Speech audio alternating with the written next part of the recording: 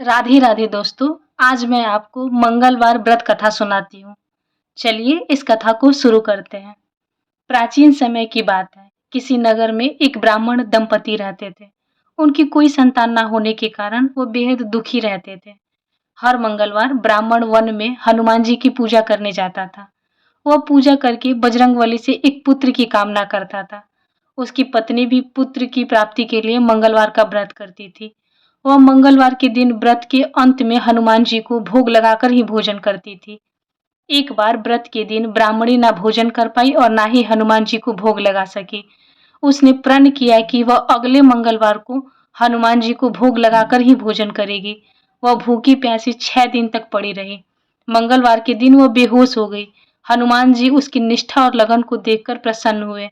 उन्होंने आशीर्वाद स्वरूप ब्राह्मणी को एक पुत्र दिया और कहा कि यह तुम्हारी सेवा करेगा। बालक को पाकर ब्राह्मणी अति प्रसन्न हुई। उसने बालक का नाम मंगल रखा।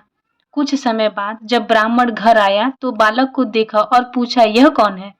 पत्नी बोली कि मंगलवार के व्रत से प्रसन्न होकर हनुमान जी ने उसे यह बालक दिया है। ब्राह्मण को अपनी पत्नी की बात पे विश्वास नहीं हुआ। एक दिन मौका देखकर ब्राह्मण ने बालक को कुएं में गिरा दिया। और लौटते ही ब्राह्मणी ने पूछा, मंगल कहाँ है? तभी पीछे से मंगल मुस्कुराकर आ गया। उसे वापस देखकर ब्राह्मण आश्चर्यचकित रह गया। रात को हनुमान जी ने उसे सपने में दर्शन दिए और बताया कि यह पुत्र उसे उन्होंने ही दिया है। सच जानकर ब्राह्मण बहुत खुश हुआ, जिसके बाद ब्राह्मण दंपति नियमित रूप से मंगलवार का व्रत करने लगे। मंगलवार का व्रत करने से मनुष्य पर हनुमान जी की अपार कृपा होती है। बोलिए बजरंगबली की जय।